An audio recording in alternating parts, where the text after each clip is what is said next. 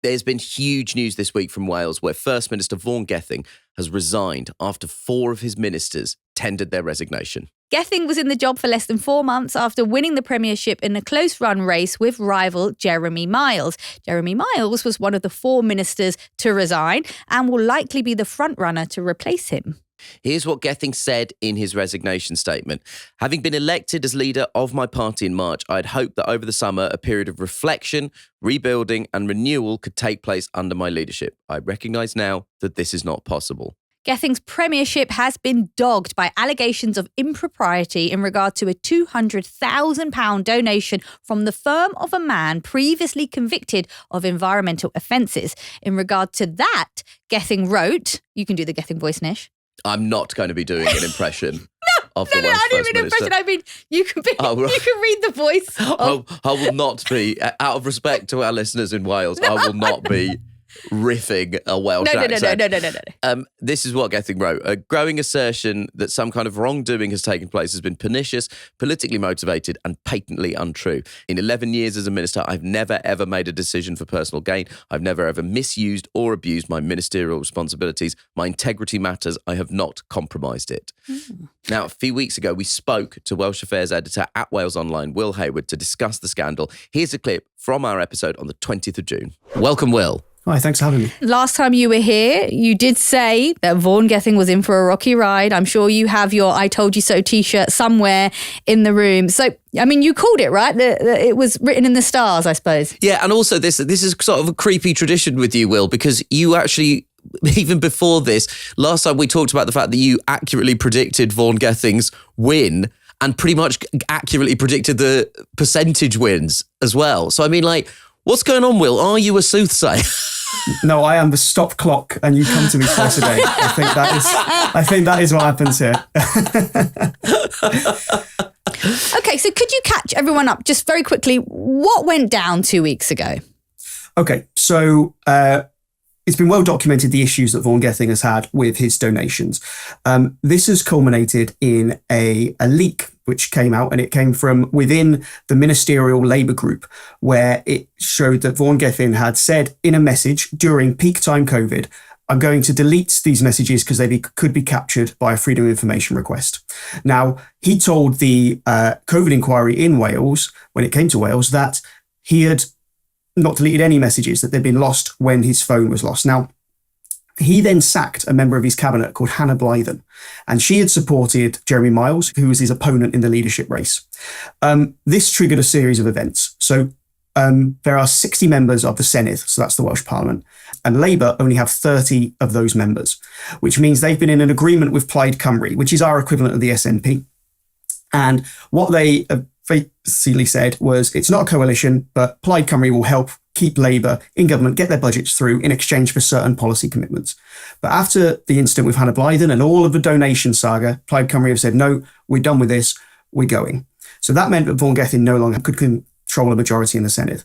Then the Welsh Conservatives brought forward this no confidence vote.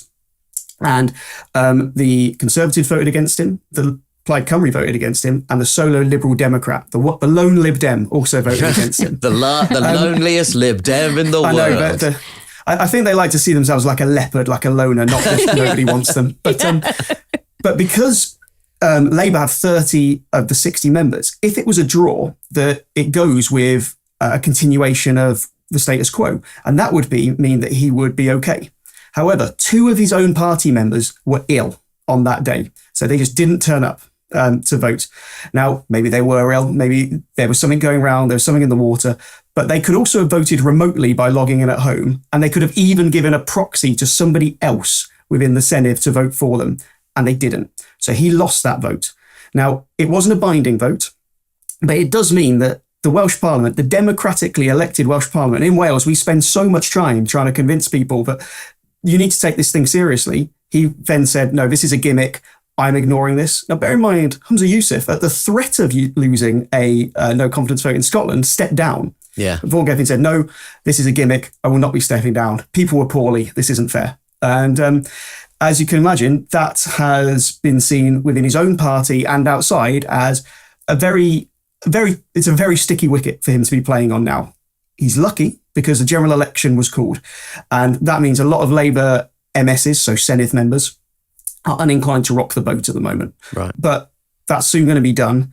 And he's going to face a real tricky issue of trying to get his budget through when we get into the autumn, because he doesn't command a majority. No other parties are going to support him.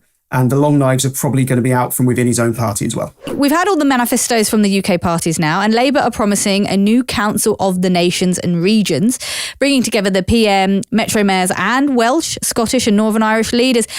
Is that going to make this more transparent? Is that going to improve things? And also, how has it gone down in Wales?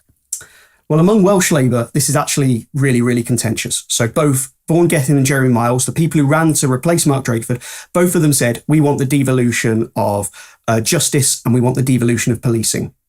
The Gordon Brown report, which Labour Commission suggested something along those lines, not necessarily policing, but UK Labour have completely ruled that out. Yvette Cooper and Joe Stevens, Joe Stevens is the Shadow Secretary of State for Wales, have said, no, we're not going to do that.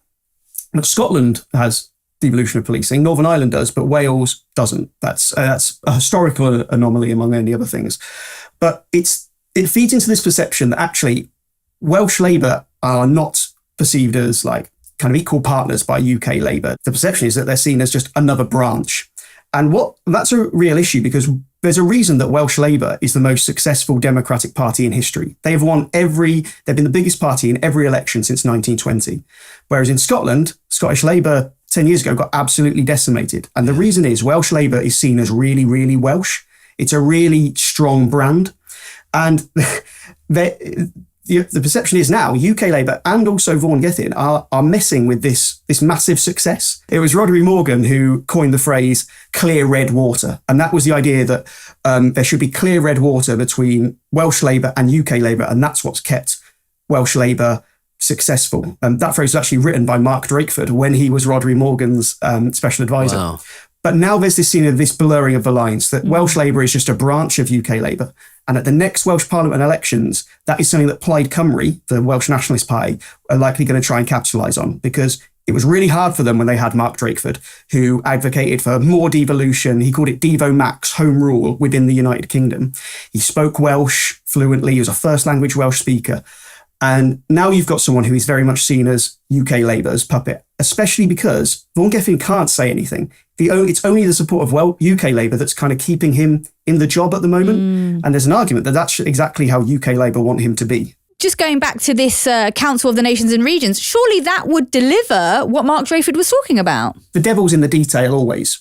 So there's actually some fine processes in place now. If there's disputes between the Welsh government and the UK government or the Scottish government, there's ways to raise grievances, but actually the final say on that is still made by the UK government. So the Welsh government, if they had a grievance with the UK government, can take it through this process. It's quite convoluted. And the UK government then rule on whether they're at fault. And funnily enough, they don't normally rule on that they're at fault. Marked my own homework, gave myself an A. Well, actually, it's even worse than that, because they can actually decide that there's no dispute to even answer. So it's not that you're marking your own homework. It's the fact you say there is no homework. So they can actually, that's the thing.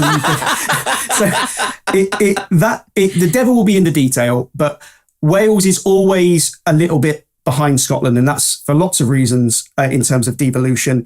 But it would never be seen as acceptable for, I would suggest, Scotland to be treated how Wales is, where it's treated more as an afterthought. And a part of that is because of the threat of independence is so much less in Wales. Will Hayward, thank you so much for joining us on Pod Save the UK.